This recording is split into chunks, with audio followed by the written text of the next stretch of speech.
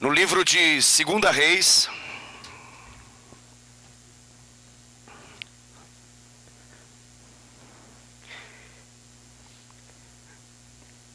capítulo de número 13.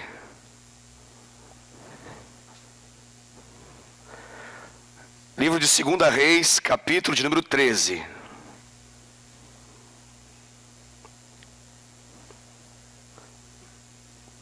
Glória a Deus.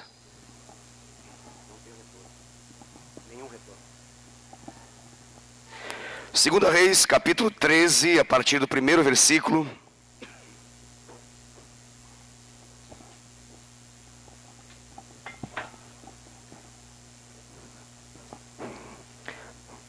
Vamos fazer a leitura. Diz assim a palavra do Senhor. No 23º ano de Joás, filho de Acasias, rei de Judá, começou a reinar Jeoacás, filho de Jeú, sobre Israel, em Samaria, e reinou 17 anos. E fez o que era mal perante o Senhor, porque andou nos pecados de Jeroboão, filho de Nebate, que fez pecar a Israel, não se apartou deles. Pelo que se acendeu contra Israel a ira do Senhor, o qual os entregou nas mãos de Hazael, rei da Síria, e nas mãos de Ben-Hadad, filho de Hazael, todos aqueles dias. Porém, Jeoacás fez súplicas diante do Senhor, e o Senhor o ouviu, pois viu a opressão com que o rei da Síria atormentava Israel. O Senhor deu um salvador a Israel, de modo que os filhos de Israel saíram de sob o poder dos sírios e habitaram de novo em seus lares, como dantes. Contudo, não se apartaram dos pecados da casa de Jeroboão, que fez pecar a Israel. Porém, andaram neles, e também o poste ídolo permaneceu em Samaria. E foi o caso que não se deixaram a Jeoacás do exército, senão 50 cavaleiros, 10 carros e 10.000 homens de pé, porquanto o rei da Síria os havia destruído, e feito como pó, trilhando-os. Ora, os mais atos de Jeoacás e tudo o que fez, e o seu poder, porventura não estão escritos no livro da história dos reis de Israel? Jeoacás descansou com seus pais, e o sepultaram em Samaria, e Jeoás, seu filho, reinou em seu lugar.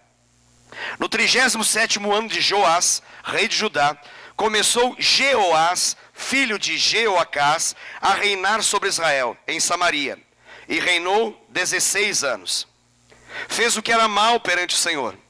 Não se apartou de nenhum dos pecados de Jeroboão, filho de Nebate, que fez pecar a Israel, porém andou neles. Quanto ao mais atos de Jeoás e a tudo o que fez e o seu poder, com que pelejou contra Amazias, rei de Judá, porventura não estão escritos no livro da história dos reis de Israel? Descansou Jeoás com seus pais, e no seu trono se assentou Jeroboão. Jeoás foi sepultado em Samaria, junto aos reis de Israel. Estando Eliseu padecendo da enfermidade de que havia de morrer, Jeoás, rei de Israel, desceu a visitá-lo. Chorou sobre ele e disse: meu pai, carros de Israel e seus cavaleiros. Então lhe disse Eliseu: toma um arco e flechas. Ele tomou um arco e flechas. Disse ao rei de Israel: retesa o arco. E ele o fez. Então Eliseu pôs as mãos sobre as mãos do rei e disse: abre a janela para o oriente. Ele a abriu. Disse mais Eliseu: atira. E ele atirou. Prosseguiu: flecha da vitória do Senhor, flecha da vitória contra os sírios, porque ferirás os sírios em Afeca até os consumir. Disse ainda: toma as flechas. E ele as tomou. Então disse ao rei de Israel: atira contra a terra. E ele a feriu 3 vezes e parou, e cessou. Então o homem de Deus se indignou muito contra ele e disse: 5 ou 6 vezes a deverias ter ferido. Então feririas os sírios até os consumir. Porém agora só 3 vezes ferirás os sírios. Morreu Eliseu, e o sepultaram. Ora, bando dos moabitas costumavam invadir a terra, à entrada do ano. Sucedeu que, enquanto alguns enterravam um homem, eis que viram um bando. Então lançaram o homem na sepultura de Eliseu.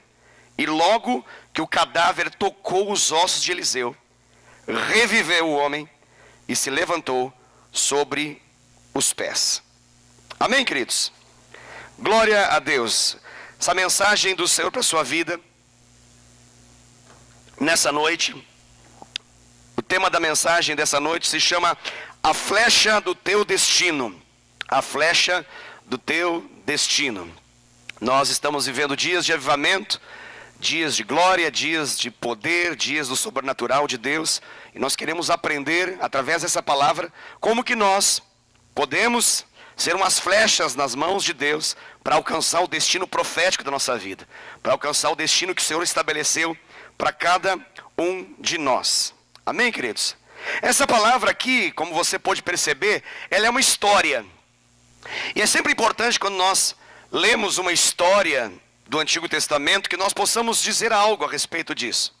Porque essa, como muitas outras histórias que foram registradas no Antigo Testamento, elas já fazem muito tempo que aconteceram.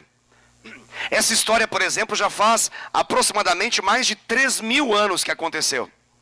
Então nós temos muitas histórias como essa na palavra de Deus. E aqui nós temos uma das histórias registradas nos livros de Reis. E aqui uma história que envolve 2 reis de forma mais enfática. E a grande questão é nós entendermos por que essas histórias são registradas. Porque, na verdade, essas histórias já foram. Esses homens já morreram. Até esses lugares, alguns desses lugares já desapareceram. Então não nos importa conhecer a respeito, apenas conhecer a respeito dessas histórias, conhecer a respeito desses homens, desses lugares, mas o que mais nos importa conhecer são os princípios que estão ligados a essa palavra.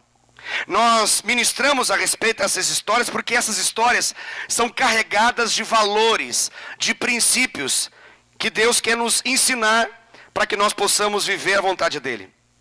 Deus, Ele quer que você saia daqui sabendo que a vida não é sobre você, mas a vida é sobre Deus.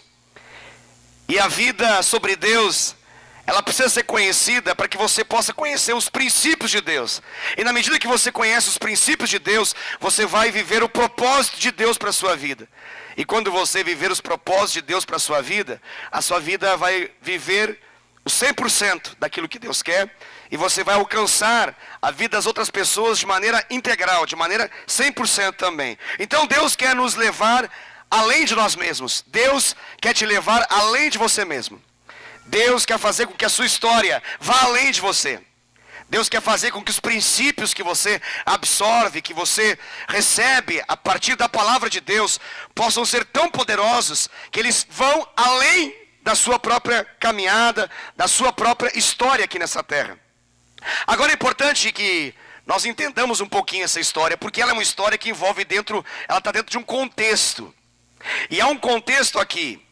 A nação de Israel, nesse momento que nós lemos, ela está dividida em 2 reinos. Nós temos o reino do norte e nós temos o reino do sul. O reino do norte é o reino de Israel. E o reino do sul é o reino de Judá. O reino do norte, que é o reino de Israel, tem uma capital. E a capital é Samaria. Está escrito ali a respeito dessa capital. O reino do sul, que é o reino de Judá, tem a capital conhecida por todos nós, tão falada, que é a cidade de Jerusalém. O profeta que está atuando nesse momento histórico aqui, também foi mencionado nessa palavra, é o profeta Eliseu. E esse momento aqui é um momento que antecede, são dias finais da vida de Eliseu. Ele estava prestes a morrer.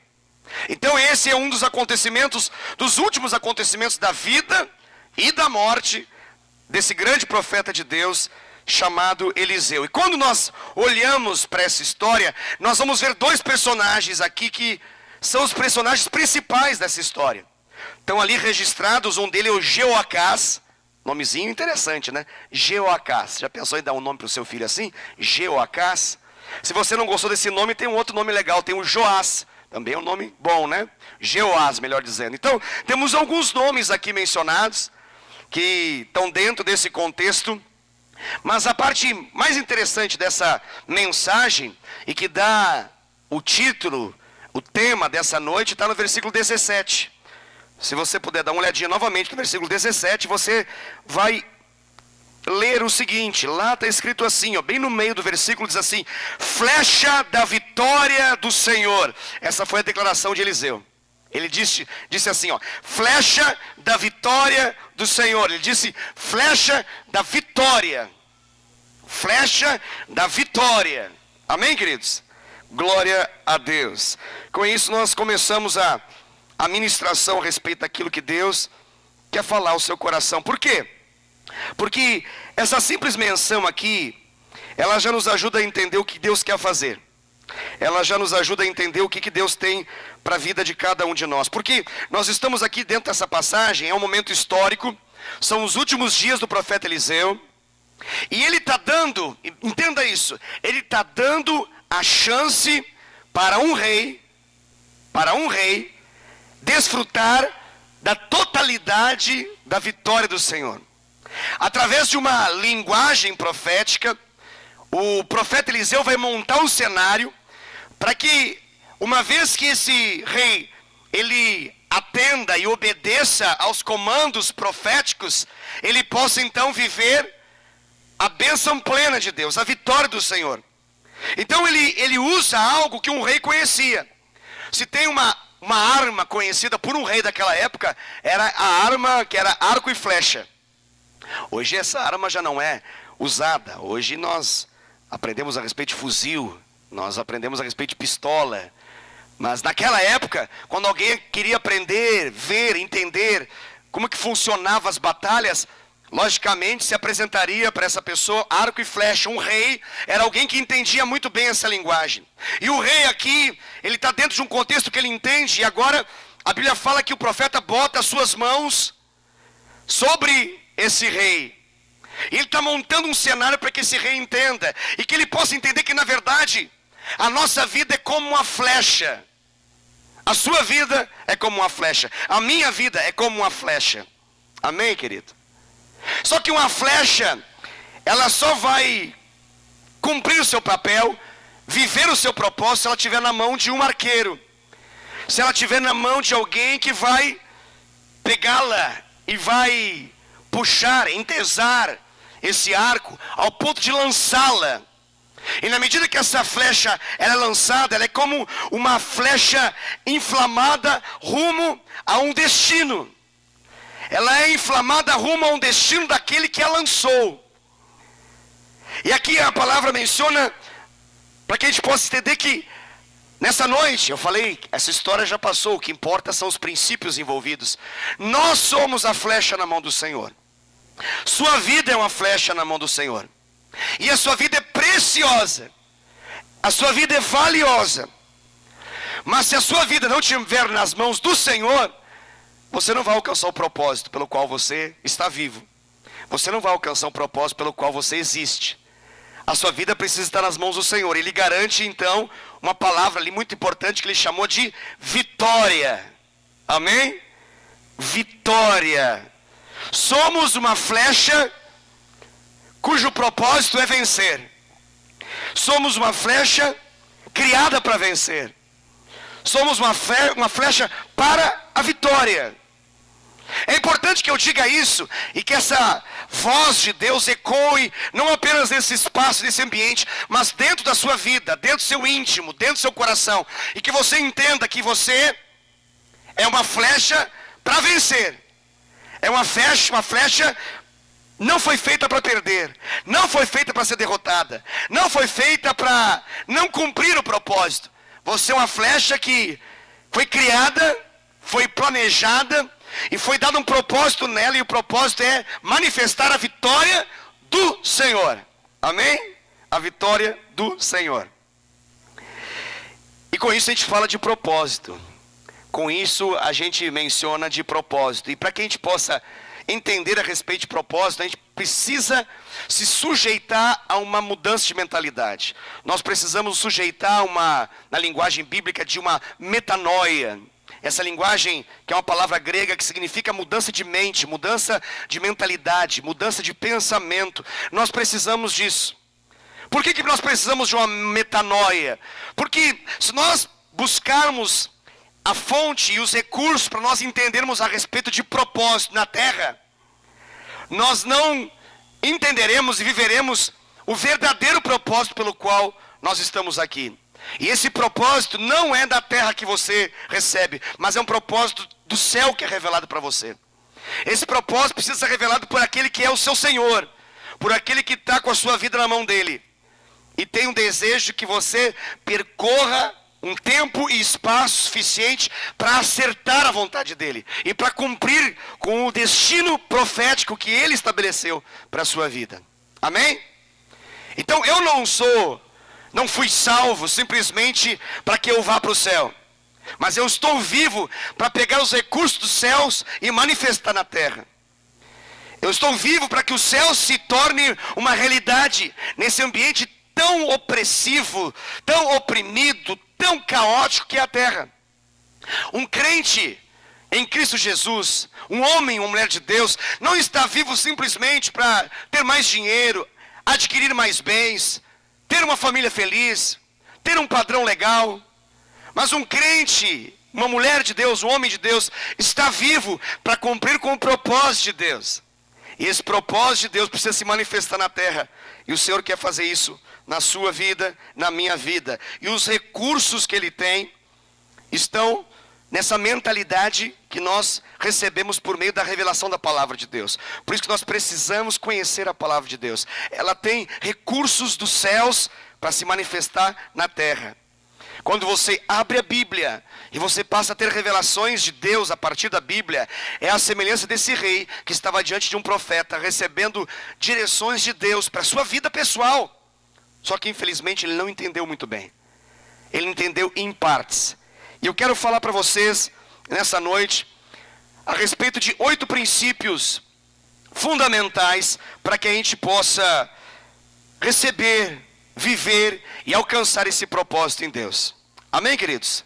Glória a Deus. O primeiro princípio, ele pode ser compreendido nessa palavra no versículo de número 1. O verso de número 1 tem um princípio importante aqui. Eu leio novamente o verso 1, diz assim a palavra do Senhor: no 23º ano de Joás, filho de Acasias, rei de Judá, começou a reinar Jeoacás, filho de Jeú, sobre Israel, em Samaria, e reinou 17 anos. E reinou quanto tempo? 17 anos.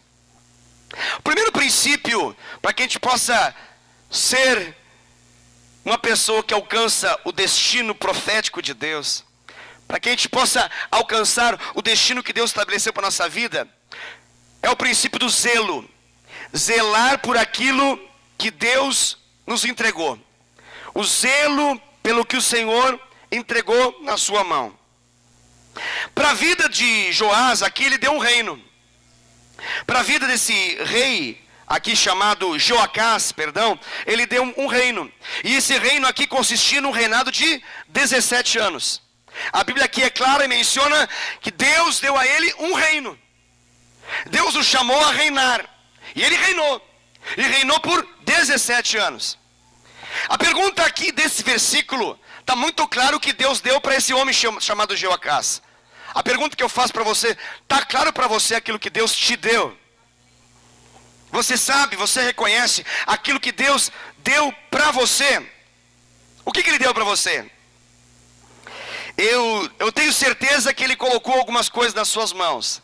Eu tenho certeza que Deus deu algumas realidades para que você possa saber, ao olhar para a sua mão, e dizer assim: isso aqui foi Deus que me deu. O que Deus te deu? Tem pessoas casadas aqui, tem homens e mulheres casados aqui. Pense no seu cônjuge. Quem te deu? Deus te deu. Isso era claro até para Adão, quando ele falou: Deus, essa é a mulher que tu me deste. Mas era claro para ele que quem deu foi Deus. Está claro para você que a sua esposa, que o seu esposo foi Deus quem deu? É necessário zelo, cuidado em relação àquilo que Deus nos deu. A maioria aqui tem filhos. Filhos, a Bíblia fala que são herança do Senhor. Quem que te deu filhos? Deus. Não, pastor, fui eu que fiz. Sim, eu tenho certeza que você fez. Mas tem muita gente que faz e não vinga. Tem muita gente que faz e não consegue, porque quem estabelece vida é o Senhor. Então esse presente de gerar e de ver o nascimento, o crescimento, o desenvolvimento na sua frente, ao ponto que você fale, possa dizer para alguém, esse é o meu filho, essa é a minha filha, é uma certeza que quando você olha para suas mãos, você tem algo a dizer, e isso foi Deus que me deu. Amém? O que mais que Deus te deu? A maioria aqui tem estudos, tem algum nível de formação. Alguns dentre nós alcançaram pelo menos completar o ensino fundamental. A grande maioria aqui concluiu até mesmo o ensino médio. Várias pessoas em nosso meio chegaram ao nível de entrar na faculdade, no ensino superior. Uma boa parte do povo que está aqui concluiu. Tem gente aqui que já está na segunda conclusão de curso. Tem gente aqui que já tem 2 bacharéis. Tem gente aqui que já tem 2 diplomas. Tem gente aqui que está num nível ainda maior, já está em especialização. Tem pessoas aí que estão buscando caminhos em relação a doutorado, a mestrado. Olha que coisa maravilhosa. Quem que te deu isso, querido? Quem que te dá isso? É Deus quem te deu. Tem gente aqui que tem carreira. Quem deu essa carreira para você? Essa carreira profissional foi Deus que te deu. Tem alguns aqui que são empresários. Sua empresa, ela se originou por causa do quê? Por causa de um Deus na sua vida. É fácil ser empresário no Brasil? Não é, né? Como é que sua empresa está de pé? Apesar de todas as situações que já aconteceram? Porque Deus te deu, Ele está sustentando. Você precisa reconhecer aquilo que Deus te deu. Deus te deu um ministério, Deus te deu uma célula, Deus te deu uma rede, Deus te deu uma igreja, Deus te deu uma família, Deus te deu influência sobre pessoas, Deus te deu discípulos, Deus te deu um discipulador, Deus te deu uma ideia, Deus te deu uma visão. Deus, Ele nos dá muita coisa, Deus te deu uma promessa. Tem muita coisa que Deus nos dá, querido, é importante nós entendermos. Eu sei que Ele te deu algo. Eu sei que Ele te entregou algo. E é importante você entender os princípios que envolve você cuidar daquilo que Ele te deu. E eu quero rapidamente falar de 3 princípios para que você possa ser um bom mordomo daquilo que Deus te deu. O que é uma boa mordomia? É a capacidade de cuidar bem daquilo que Deus dá. O mordomo é isso. Ele recebe algo e ele cuida daquilo que foi dado a ele.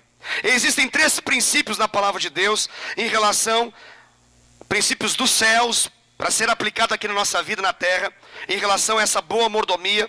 O primeiro deles você encontra no Evangelho de João, capítulo 3. Eu leio para você. João capítulo 3, verso 27, a palavra do Senhor diz assim: respondeu João: o homem não pode receber coisa alguma se do céu não lhe for dada. O primeiro princípio de boa mordomia é você entender que tudo que temos vem de Deus. É você compreender aquilo que esse versículo acabou de narrar, que tudo que temos vem do Senhor. Esse é um princípio. Sem essa revelação, nós entraremos em contradição e em confusão na vida. Nós precisamos entender que tudo que temos vem de Deus. Outro princípio de boa mordomia se encontra em Mateus capítulo 25, verso 21. Eu leio para você Mateus 25, verso 21, diz assim a palavra do Senhor: disse-lhe o Senhor: muito bem, servo bom e fiel, foste fiel no pouco, sobre o muito te colocarei. Foste fiel no pouco, sobre o muito te colocarei. O segundo princípio de boa mordomia é o princípio da fidelidade. Seja fiel no pouco e Deus vai te confiar o muito. Grave isso, é importante. Da onde vem esse princípio? É de um livro de autoajuda? Não, é de um livro de ajuda do alto, chamado Palavra de Deus, Escritura Sagrada. Está escrito. Se você pega isso para você, isso vai se manifestar como bênção na sua vida. Princípio de boa mordomia, que demonstra para Deus zelo naquilo que Ele te deu. Terceiro e último princípio em relação à boa mordomia se encontra em Lucas 19:13. Lucas 19:13, eu leio para você, diz assim, Lucas capítulo 19, verso 13: chamou 10 servos seus, confiou-lhes 10 minas e disse-lhes: negociai até que eu volte. Negociar ali é a habilidade de gerenciar com vistas a fazer crescer. Negociar é tratar tão bem aquele negócio que esse negócio cresce na mão daquele que negocia. habilidade de prosperar, de fazer com que o rendimento aumente. Isso é o propósito que Deus menciona nesse versículo. O que está envolvendo esse princípio aqui? É a consciência de que nós vamos prestar conta de tudo aquilo que Deus nos deu. E a expectativa de Deus com a prestação de contas não é de punição, mas é de reconhecimento da capacidade que você e que eu temos de negociar bem tudo aquilo que Ele nos deu. Ele nos deu e nós multiplicamos aquilo que Ele nos deu. Ele nos deu 10 minas e nós multiplicamos elas. Ele nos deu uma série de habilidades, dons, bênçãos, e na nossa mão nós somos tão zelosos que isso se multiplica. Amém, queridos? Aleluia! Glória a Deus! É importante nós entendermos que nós não precisamos querer nada que Deus não nos deu em Cristo Jesus. Tudo aquilo que não é nosso vai por um caminho de inveja, de se apropriar do alheio. Tem tanta, mas tanta bênção que Deus nos deu em Cristo Jesus, que é nossa, que nós precisamos primeiramente reconhecer que é nossa, se apropriar daquilo que é nosso e zelar, cuidar bem daquilo que Ele nos deu. Então não queira nada daquilo que Deus deu para outro. Não queira nada daquilo que Deus deu para outro. Essa mensagem vai fazer muito sentido para você conforme essa história avança. Não dê bola, não dê nenhum tipo de expectativa para o seu coração em relação àquilo que Deus não te deu. Seja grato e zeloso por aquilo que Deus te deu. A sua revelação é o seu ministério. Seu ministério é do tamanho da revelação que você tem. E essa revelação vem dos céus, não vem da terra. O seu ministério é tão frutífero quanto o tamanho da revelação que você recebe. Seu ministério é exatamente, ipsis literis, ele é exatamente do tamanho igual da revelação que você recebe de Deus. Se você quer que o seu ministério aumente, você precisa urgentemente buscar mais revelação de Deus. Amém? O seu dom, ele aponta para o chamado na sua vida. A gente fala de chamado, mas para que nós possamos cumprir o chamado, o que Deus nos dá? Um dom. Da onde vem esse dom? É de Deus. É dado por Deus, seja de modo natural, ou seja, nasce com a gente, seja de modo espiritual, ou seja, vem por meio da nossa conversão a Cristo e do enchimento do Espírito Santo. Mas vem dele. Vem por meio de criação de Deus, ou vem por meio de legado, por meio da vida no Espírito. Mas é de Deus, é dado por Deus, e Ele vai fazer com que isso seja um dia prestado conta. E Ele quer que aquilo que Ele nos entregou gere muitos e muitos frutos para Ele. Amém? A sua dor, querido, ela se torna a sua especialidade em Deus. Tem gente que acha, não sei porque dói tanta coisa na minha vida, pastor. Eu não entendo porque que na minha vida tem tanto sofrimento. Tem tanta coisa desconectada do meu entendimento. Eu não consigo compreender por que dói aqui, dói ali, dói aqui, dói no coração, dói. Entenda, Deus não é mau. Deus quer te fazer especialista porque você está passando por realidades que nas mãos dele farão muito sentido para aquilo que é o propósito dele na sua vida. Tem tanta coisa que Deus vai aproveitar da sua história nele, para fazer com que o propósito dele se cumpra em você e através de você, na vida de milhares de pessoas. Mas para isso é importante você entender, porque você vai passar por caminhos de dor, que outras pessoas quando estiverem com dor, você vai falar, eu sei do que você está falando, e eu sei como ser curado, e eu sei como andar em vitória, eu sei. Você precisa entender que a sua vida é recheada de coisas de Deus. De Deus. Não, mas é o diabo. Querido, nós não cremos no dualismo, de um lado Deus versus Satanás, brigando de lado a lado, em mesmo tamanho, em mesmo nível, em mesma proporção. Isso quem crê é outras religiões. Nós cremos num Deus poderoso e numa criatura infinitamente miserável, completamente derrotada, absurdamente vencida, que se chama Satanás. Não é uma briga de iguais.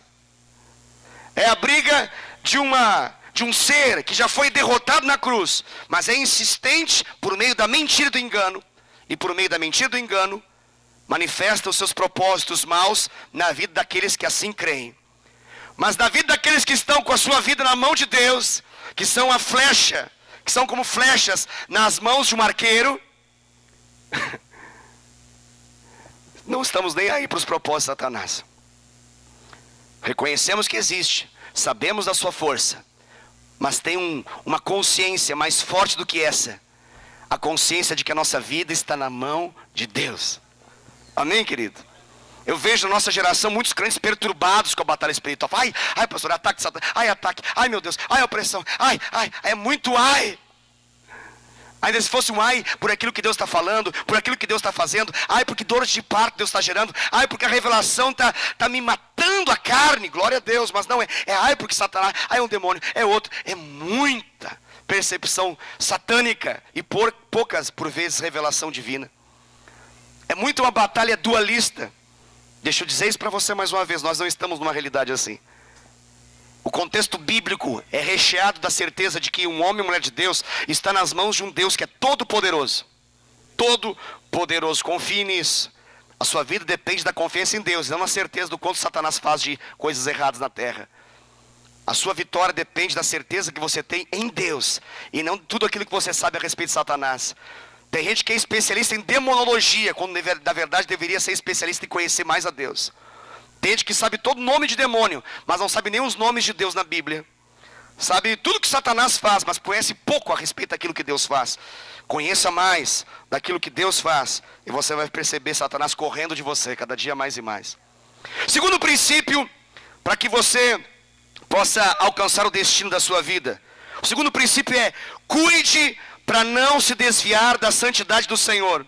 Você pode entender mais a respeito disso quando nós lemos 2 Reis, no capítulo 13, versos 2 e 3. Ali está escancarado para nós a respeito dessa realidade. Diz ali, e fez o que era mal perante o Senhor, porque andou nos pecados de Jeroboão, filho de Nebate, que fez pecar a Israel, não se apartou desses pecados, pelo que se acendeu contra Israel a ira do Senhor, o qual os entregou nas mãos de Hazael, rei da Síria, e nas mãos de Ben-Hadad, filho de Hazael, todos aqueles dias. Aqui é um princípio importante, querido. Nós devemos prezar, cuidar, para não se desviar da vontade do Senhor, para não se desviar da santidade de Deus. A Bíblia deixa claro aqui que Jeoacás, ele fez o que era reprovável por Deus, aquilo que era abominável por Deus, aquilo que Deus não se agradava. Deixa eu fazer uma pergunta para você, meu irmão, minha amada irmã, você conhece a vontade de Deus, sim ou não? Pastor, eu tenho dúvida. Será, querido? Não tem um Espírito Santo aí na sua vida? Não tem um Espírito Santo que conduz a toda a verdade? A Bíblia fala a respeito do Espírito Santo e fala que ele é esse paráclito divino. Ele não é apenas um consolador, mas ele é aquele que guia a toda a verdade. Não é apenas um pouco da verdade, uma parte da verdade, alguma coisinha de verdade. Não, a toda a verdade. Você tem na pessoa do Espírito Santo que mora na sua vida a garantia de acertar. Você sabe exatamente todas as coisas que Deus quer da sua vida, em cada ocasião, em cada momento. Às vezes as nossas dúvidas, que às vezes a gente fica com umas dúvidas, assim, eu queria saber se pode ou não pode. É na verdade um grito da carne para poder receber uma informação de pode. Quando na verdade tem um Espírito Santo lá dentro que fala, não é esse o caminho. Eu vou te mostrar o caminho, seguir por esse caminho. Mas a nossa alma inquieta, por causa da nossa carne, busca sempre ancorar, nem que seja em um versículo ou dois bíblicos, para poder fazer aquilo que a gente quer tanto fazer. Tem gente que fica caçando versículo bíblico para poder fazer aquilo que quer fazer. Está com vontade de fazer uma coisa. O Espírito Santo falou assim, não faça, mas não, deixa eu achar na Bíblia. Deve ser alguma coisa, deve entre Gênesis e Apocalipse. Algum crente deve ter ministrado alguma pregação e colocou no YouTube. Eu vou pegar e isso vai se tornar verdade para a minha vida. O Espírito Santo fica de lado, mas o pregador da geração que fala que pode é mais importante daquilo que o Espírito Santo fala no coração dessa pessoa. Então, cuidado para você não cair no pecado dos outros. Cuidado para você não pegar para você um pecado que não é seu. Olha o que diz ali, ele caiu no pecado daquele que antecedeu ele. Ele entrou no mesmo pecado de Jeroboão. Detalhe, não falou assim, e todos estavam vivendo santidade, de repente ele inaugurou o pecado naquela geração. Não, a Bíblia deixa claro, ele imitou a pior espécie de rei que poderia existir.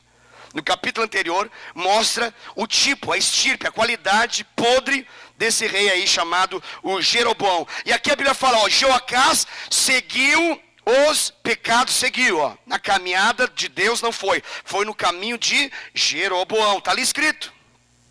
Quando você tenta entender um pouco a história dos reis aqui da Bíblia, você vai ver algumas situações, no capítulo anterior, tem algumas citações a respeito desse tal de Jeroboão. Tem referência a respeito da vida dele. Só fez coisa errada, irmãos. Pensa num cara errado. Ele mudou os símbolos da religião da época. Mudou os símbolos. Deu uma vontade, eu vou mudar os símbolos. Tem a Arca da Aliança, eu vou criar outras coisas. Vamos dar uma mudada, vamos dar uma inovada nesse negócio. Ele inovou, está lá registrado em 1 Reis, capítulo 12, está lá os registros dos símbolos da religião que Jeroboão criou como sendo verdadeira religião. Ele mudou o lugar de adoração do povo de Deus. Olha que coisa. Ele mudou. Todo o contexto da época tinha um lugar. Aqui é o lugar, é o templo do Senhor. Ele falou, não, vamos fazer outro. Por quê? Porque o coração dele estava inclinado pelo desvio. Ele estava inclinado para se desviar daquilo que era a santidade do Senhor. O que mais que ele fez? O sacerdócio. O sacerdócio, claramente na Bíblia, era para os levitas. Quem são os levitas? Os filhos de Levi, da descendência de Levi. Ele falou, não, sacerdócio pode ser outros também. Por que essa exclusividade aos filhos de Levi? A descendência dos levitas. Ele criou um outro sacerdócio. O sacerdócio criado, o ministério sacerdotal criado na geração de Jeroboão. Não bastasse isso, também mudou as festas. Falou, tinha as festas bíblicas, né? Você sabe, tem um monte de festa bíblica. Ele criou outras. Vamos mudar esse negócio. Vamos pegar essa festa aqui, vamos botar para cá. Vamos criar outra aqui no meio. Está lá registrado na Bíblia, em 1 Reis, capítulo 12. Todo o rebuliço que Jeroboão fez. Isso e muito mais ele criou. Pois a Bíblia fala aqui que o Joacás seguiu a mesma pegada. Então, cuidado. Muito cuidado. Para não imitar os pecados daqueles que te antecederam, ou daqueles que na sua geração vivem, e que não têm apego, zelo pela santidade de Deus. Você precisa identificar a santidade de Deus. É importante você identificar a santidade de Deus na vida das pessoas que te cercam. É importante. Você não pode ter como referencial alguém que se tornou mau referencial.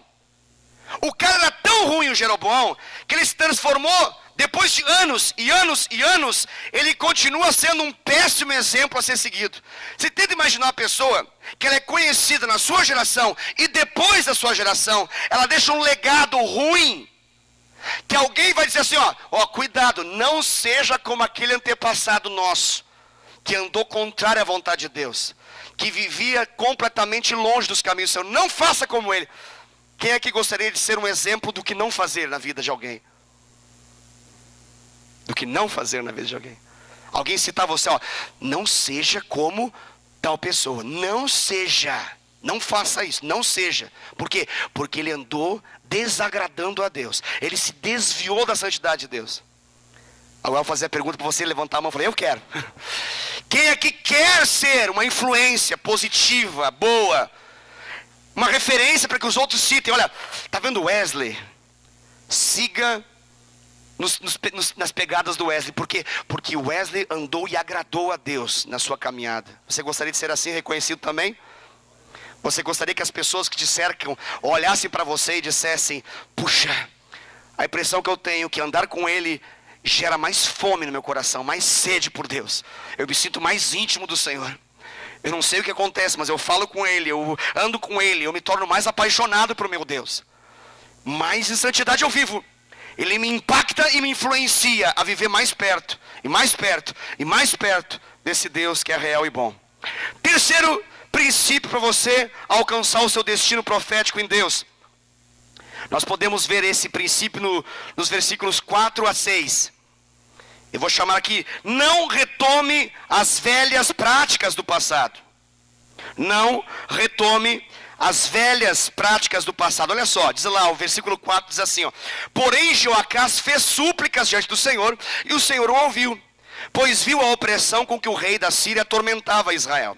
O Senhor deu um salvador a Israel, de modo que os filhos de Israel saíram de sob o poder dos sírios e habitaram de novo em seus lares como dantes. Não está maravilhoso aqui, queridos? O cara faz súplica e Deus, na sua misericórdia, faz o milagre acontecer. Agora versículo 6. Contudo, não se apartaram dos pecados da casa de Jeroboão, que fez pecar a Israel. Porém, andaram neles. E também o poste ídolo permaneceu em Samaria. Quem criou esse poste ídolo em Samaria? Jeroboão. Olha só, é para você entender esse negócio aqui. Deus, ele livrou os caras da morte. Deus livrou eles da opressão. Eles estavam escravos. Deus foi lá e entrou com libertação. E fez isso porque era um povo dele, é o povo de Deus. Deus libertou eles das mãos da Síria. Os sírios foram retirados dessa história. Só que o que aconteceu? Passou um pouquinho de tempo e eles foram lá e restabeleceram a idolatria do passado. Voltaram para os ídolos dos seus corações. E o problema com o poste ídolo não é o poste ídolo em si. O problema é o apego que a pessoa tem ao poste ídolo. O problema não é a escultura. O problema é a paixão que se tem por aquilo. Aquilo em si não tem poder, mas a paixão dada àquela realidade gera uma escravidão. E essa idolatria prende, escraviza a pessoa, tira dela toda a vida de Deus. Foi isso que acabou acontecendo. Então tudo que for consagrado, a idolatria em qualquer nível e sentido na sua vida, deixa eu dar uma dica para você: joga fora e se esquece aonde você colocou esse negócio. Se puder, destrua isso, de modo a se esquecer completamente daquilo que um dia estava na sua vida. Sacrifique isso com o fogo de Deus. Destrua completamente, para que você não volte no caminho que um dia te levou a se desviar da vontade de Deus e fazer aquilo que não é a vontade de Deus. Permaneça em Jesus, não permaneça nos pecados de antes. Não volte como um cachorro volta ao vômito. Não volte ao vômito do passado. Tem crente que foi liberto, limpinho, cheirosinho, embaladinho para presente. Deus colocou uma fita assim, não é? Tá lindo.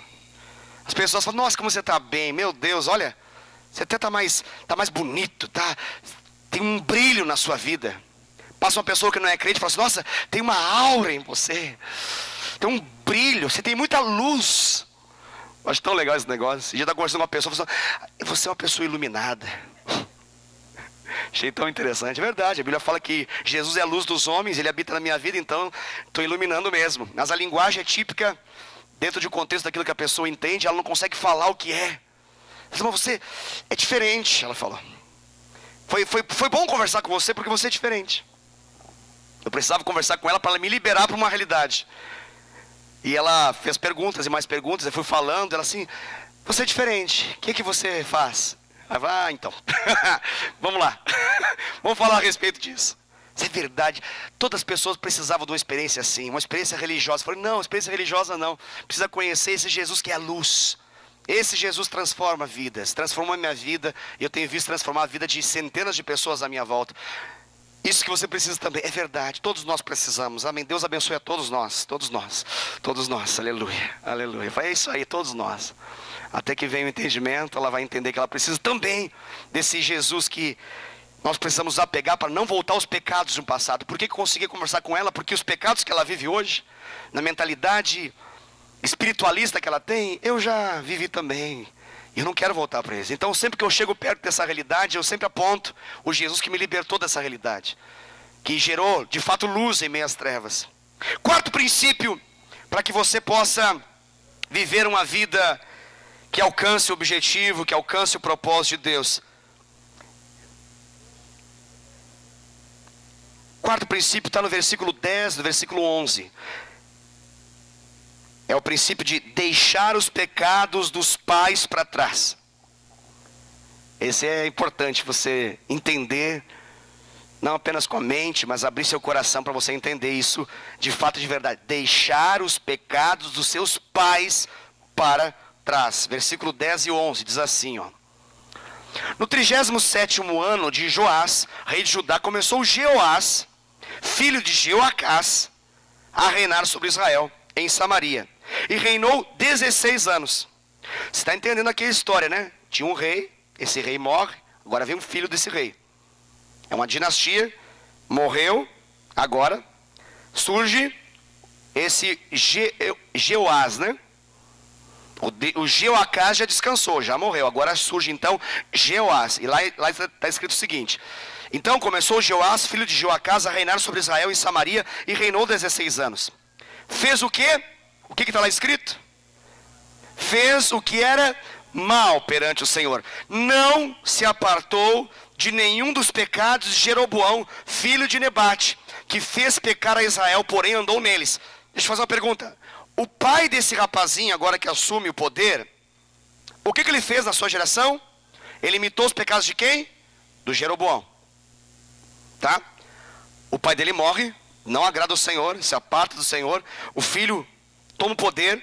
E agora, esse novo rei, aqui, o Jeoás, faz aquilo que é mal perante o Senhor. Não se aparta dos pecados do passado.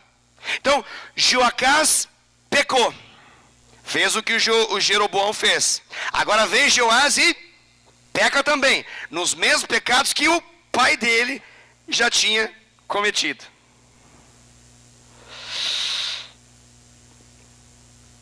Não sei se você faz essa análise que eu faço. Na minha família já tem tanto problema, mas tanta coisa estranha, ruim, maldita, que eu me sinto um privilegiado de ser levantado por Deus para quebrar essa realidade a partir daquilo que vem da minha vida com a minha amada esposa. Até a minha vida, mas veio muita maldição. Você não tem noção do quanto. Consagrações aquela feita dentro do bicho, na boca do sapo, amarrado, é nesse nível. Todas as realidades é da onde eu venho. Esse é o contexto. Esse é o contexto que eu nasci. Até que, pela graça de Deus, em 1999, o Senhor me salvou. Eu me sinto um privilegiado. E tudo que eu não quero seguir é a cegueira espiritual dos meus pais. É a cegueira espiritual daqueles que me antecederam. E alguns deles até hoje vivenciam isso. Então, eu olho essa palavra e para mim é tão impactante como que uma pessoa que tem níveis de revelação de Deus e tem a possibilidade de quebrar na sua geração as maldições hereditárias, não faz isso. Eu não entendo porque uma pessoa que já descobriu, meu pai pecava, meu avô pecava, meu bisavô pecava esse mesmo pecado. Na verdade já começava no meu triavô e do meu tataravô. Meu tataravô pecava, triavô pecava, bisavô pecava, meu avô pecava, meu pai pecava e eu peco. Essa é a lógica, certo? Mas aí chegou quem na minha vida? Jesus, de fato, de verdade. A pergunta é, precisa pecar também? Precisa fazer a mesma coisa? Precisa? O meu tataravô era adúltero. O meu triavô, meu Deus, galinha puro. O meu bisavô, só vivia em zona de baixo meretrício, era assim que falavam na época. O meu avô, tinha 2 amantes. O meu pai, na cara dura, chegou a dizer que só não traiu na noite de núpcias a minha mãe. Foi o que meu pai natural falou. Aí, a lógica é que eu tenho que ser o quê? Um galinha. Que eu tenho que ser o quê? Um prostituto. Eu preciso ser um adúltero. Eu tenho um arsenal completo para ser. Por que não é, pastor? Por que não é? Por que pela graça e misericórdia de Deus eu nunca traí a minha esposa? Por causa do quê? Porque eu tenho uma aliança com Deus. Meu Deus, mas é muito forte, a maldição hereditária é uma coisa fortíssima, não dá para quebrar. Quebra através do sangue de Jesus. Eu preciso reconhecer essa realidade. Eu teria aqui horas e horas para poder falar de todos os tios que já adulteraram, de todas as tias que já adulteraram, de todas as famílias destruídas, do 2º, 3º e 4º casamento de alguns que nem casam mais porque não querem esse negócio mais, de alguns que até hoje, apesar de já velhos, vivem na prostituição, as prostituições estabelecidas de Casa Vermelha e tudo, sabe? Aquelas boates, aquelas whisquerias, sabe? Esse tipo de coisa. Até hoje, eu tenho tudo pela lógica natural para fazer igual. Por que não faz, pastor? Se a maldição hereditária é tão forte, porque Jesus quebrou na cruz isso. Mas eu preciso estabelecer isso na minha vida. Eu quero dizer violentamente para você: deixe os pecados dos seus pais para trás. Deixe os pecados dos seus pais para trás. Não imite o pecado de ninguém. Aprenda a viver a virtude do Senhor. Aprenda a viver com aquilo que Deus te deu. Já tem gente destruída demais na sua família. Não copie esses erros. Não copie esses erros. Deus não te salvou de maneira tão sobrenatural para que você vivesse a mesma história dos seus antepassados. Ele te salvou para que você mudasse a história e o destino, como uma flecha que muda o destino de uma lógica familiar. Você consegue entender isso? Ah, pastor, mas já pequei em adultério, criança, você falou, já fiz, o que eu faço agora? Quebra isso em nome de Jesus. Mas pode quebrar sim. O poder de Deus para tocar a sua vida faz com que você nunca mais volte para esse vômito do passado. Em nome de Jesus. Glória a Deus. Isso vale para todos os pecados, obviamente, queridos. Quinto princípio para você alcançar o destino profético da sua vida, está lá no versículo 14, que é: receba a sua paternidade espiritual. Receba a sua paternidade espiritual. O versículo 14 é muito legal. Diz assim, ó: estando Eliseu padecendo da enfermidade que havia de morrer, Jeoás, rei de Israel, desceu a visitá-lo, chorou sobre ele e disse: meu pai, meu pai. Quem era o pai dele mesmo? O rei anterior, certo? Mas agora o que ele está chamando? O profeta de? Ele está falando que o profeta é quem para ele? É o pai dele. Que pai é esse? Natural? Não. Ele está dizendo: tu és o meu pai espiritual. É o que ele está dizendo. Ele está afirmando: eu estou debaixo da tua cobertura. Eu estou debaixo do teu legado. É o que ele está dizendo. Eu me coloco em reconhecimento e honra por aquilo que Deus te deu. E eu ligo a minha vida e conecto na tua, em respeito, reconhecimento e honra por aquilo que você é. E digo para você: tu és o meu pai. Ele está dizendo isso. Ele fala: meu pai, meu pai. E agora ele compara. Lembra que a Bíblia fala quantos sobraram de cavaleiros, de carros de guerra? Tem uns números específicos aqui na Bíblia. Olha o que ele fala pro pai espiritual dele. Ele fala assim: tu é o quê? Tu és um carro. E ele diz assim: não apenas um carro.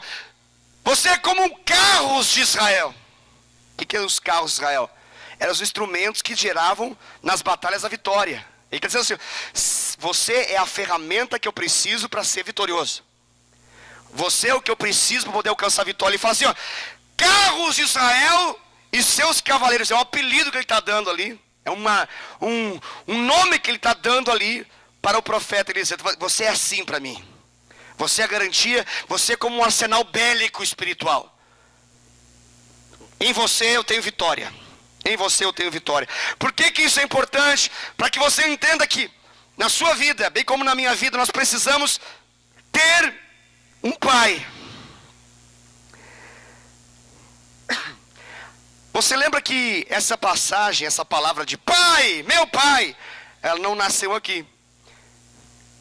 Mas o Eliseu já falou isso para alguém. Lembra disso?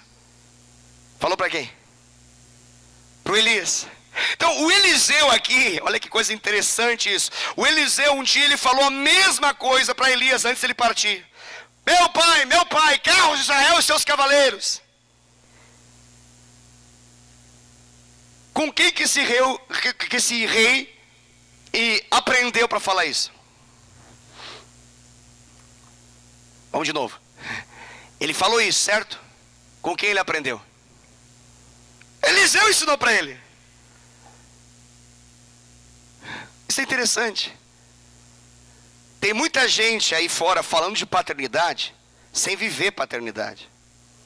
Está na moda falar de paternidade. Tem ministério solto que fala de paternidade. Tem youtuber cristão que fala de paternidade, mas não tem pai, não tem.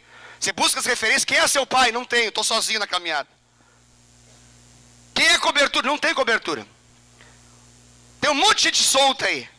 E tudo que eles não querem é perguntar: quem é o teu pai? Porque não tem pai. São itinerantes. São uma bênção, mas não tem pai. E quando você não tem pai, você carrega uma marca de orfandade na sua vida. Eliseu não era assim. Eliseu tinha um pai. Ele recebeu do pai dele a unção que estava sobre a vida dele. E ele ensinou a respeito da honra a essa paternidade espiritual. E ele ensinou também que esse rei, mesmo que seja ruim, ele entendeu esse princípio na vida dele. E ele reconhece isso na vida de Eliseu. E ele usa a mesma frase que está lá em 2 Reis capítulo 2, 12, quando Eliseu fala a mesma coisa para Elias. Nós precisamos aprender a respeito dessa paternidade espiritual. Receba isso, ensine isso, aceite isso e ofereça isso para a vida das pessoas que estão à sua volta. O rei Joás aqui, ele viu em Eliseu um pai espiritual. Isso aqui é uma chave muito importante, porque você só consegue passar adiante para alguém aquilo que você recebe primeiro. Eliseu passou esse princípio que ele recebeu. E agora, esse princípio está sendo reconhecido aí.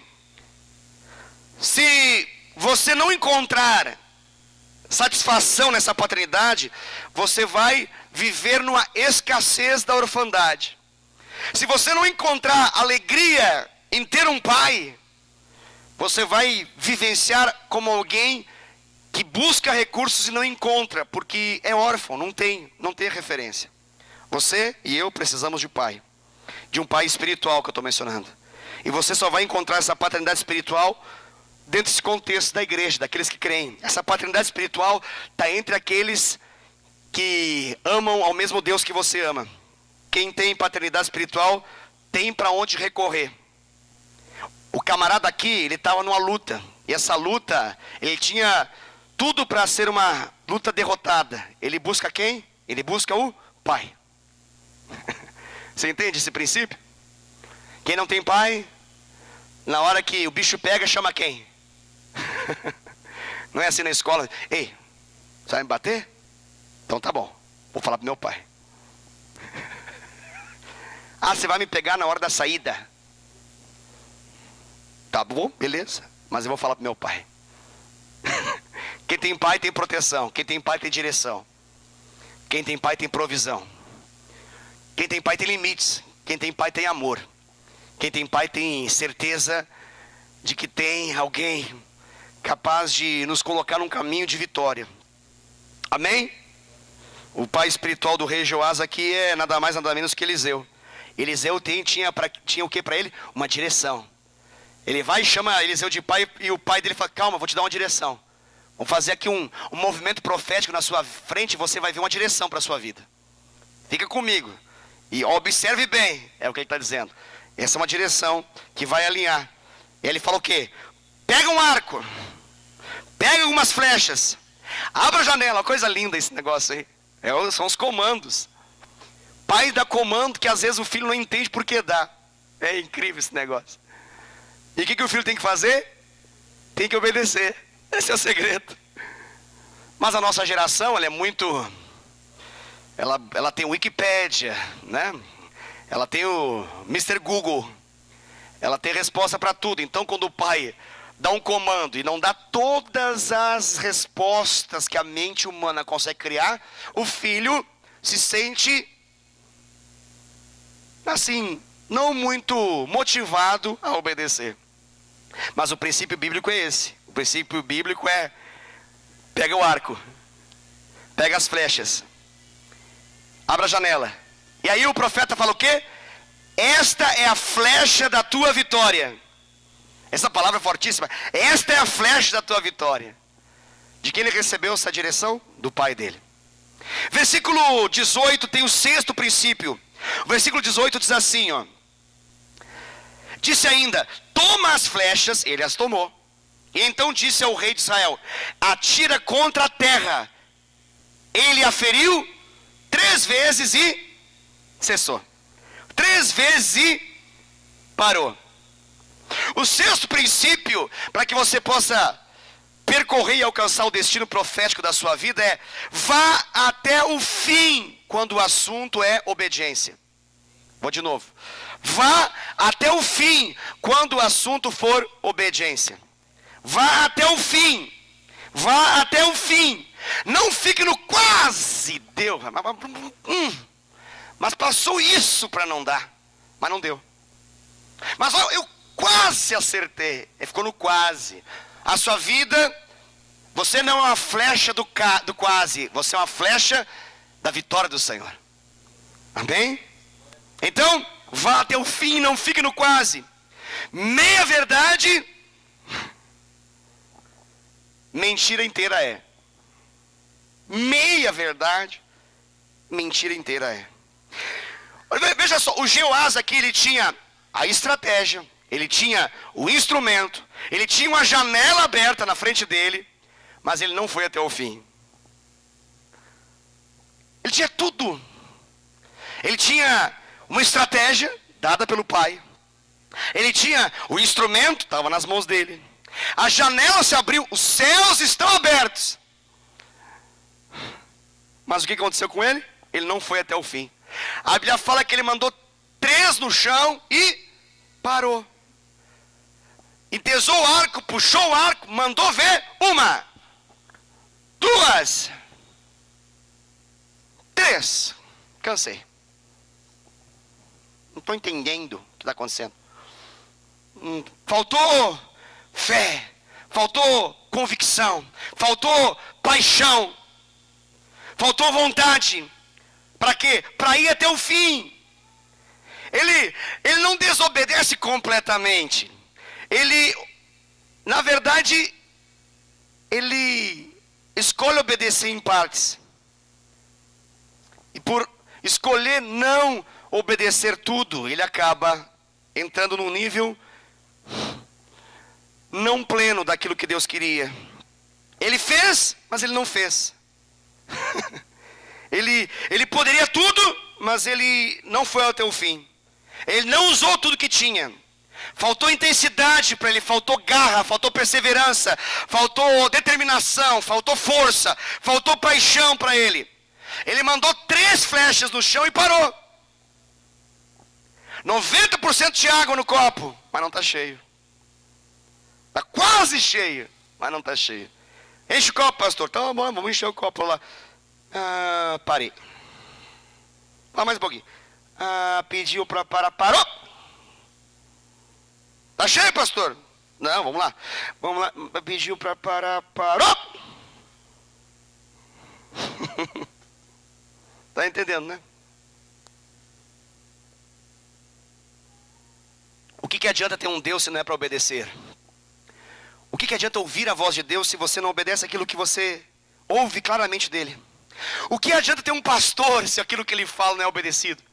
O que adianta ter um líder, um discipulador, alguém que você chama de pai e não obedece completamente aquilo que ele diz para você fazer? O que adianta? Veja bem, é importante paternidade, claro, mas não é tudo. Eu falei que tem mais princípio envolvido. Tem gente que fala assim, não, eu tenho um discipulador. Só esquece assim, mas eu obedeço só em partes aquilo que ele fala. Aleluia. Eu tenho um bom pastor. Pregações fantásticas, mas eu obedeço alguns % daquilo que é dito. Eu congrego numa boa igreja.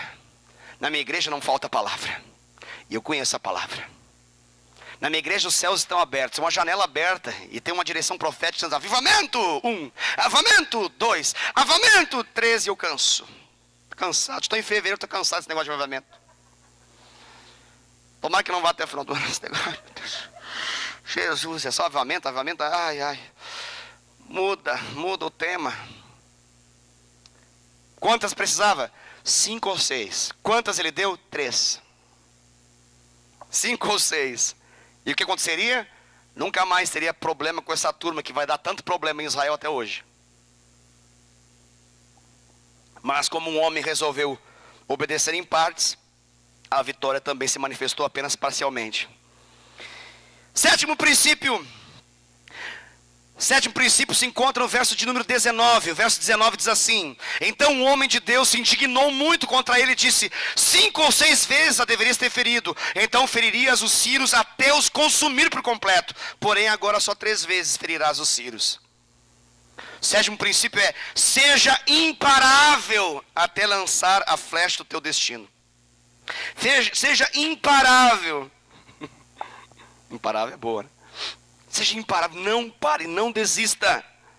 Ele lutou, ele derrotou quantas vezes os sírios na história dele? E essa história está registrada nos livros das histórias dos reis de Israel, que nem diz a Bíblia, 3 vezes. Tem 3 histórias lá que falam da vitória que esse rei teve. Está lá registrado até hoje. Se alguém descobrir esse livro, vai poder ler a respeito das 3 vitórias desse rei sobre os sírios. Era para ter 5 ou 6, e com 5 ou 6 acabava com os sírios para sempre. Mas não aconteceu isso, por quê? Porque ele não obedeceu completamente. A flecha que abateria completamente o sírio seria a 5ª ou a 6ª. Mas ele parou. Ele simplesmente parou. Eu estou dizendo com isso, querido, que você, em Deus, tem tudo, meu irmão. Em Deus você tem tudo, minha irmã. Deus não é um Deus que dá parcialmente. Ele dá totalmente. Deus não dá em medidas, em conta-gotas. Ele não pega um conta-gotas e começa a dar assim, de forma a olhar a sua performance, ele vai dando. Não, a vitória dele, cravada por meio de Jesus, para a sua vida e para a minha vida, é total. É plena, plena. Mas ela só vai se manifestar na mesma medida que você obedecer os comandos daquilo que Deus está falando para você. Isso é muito importante. Não faça como Jeoás. Tenha ânimo, coragem e obedecer completamente. Não pare, não pare, não pare, não pare, até que o milagre aconteça. Não pare, não pare. 8º e último princípio dessa palavra, dessa noite, se encontra no verso 20 e 21. Diz assim, ó: morreu Eliseu e o sepultaram. Está no versículo 20. Ora, bandos dos moabitas costumavam invadir a terra à entrada do ano, na primavera. Sucedeu que enquanto alguns enterravam um homem, eis que viram um bando. Então lançaram o homem na sepultura de Eliseu, e logo que o cadáver tocou os ossos de Eliseu, reviveu o homem e se levantou sobre os pés. O 8º princípio é: honre e valorize as pessoas de Deus na sua vida. Honre e valorize as pessoas de Deus na sua vida. Se a gente pudesse falar sobre Eliseu, a gente poderia dizer assim, ó: é o homem que operava milagre em defunto. É uma coisa louca isso aí. Eliseu é o cara. Eliseu era o cara. Detalhe, depois de morto.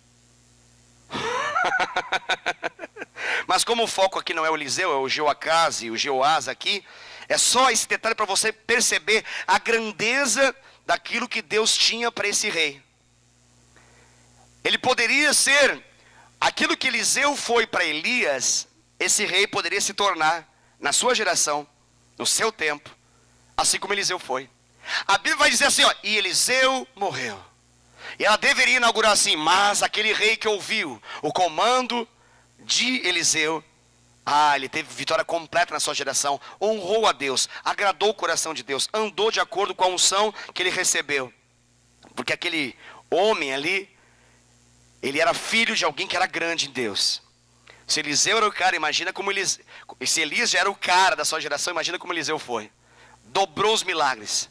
Você tem 7 milagres registrados em Elias, tem 14 milagres registrados por meio da vida de Eliseu.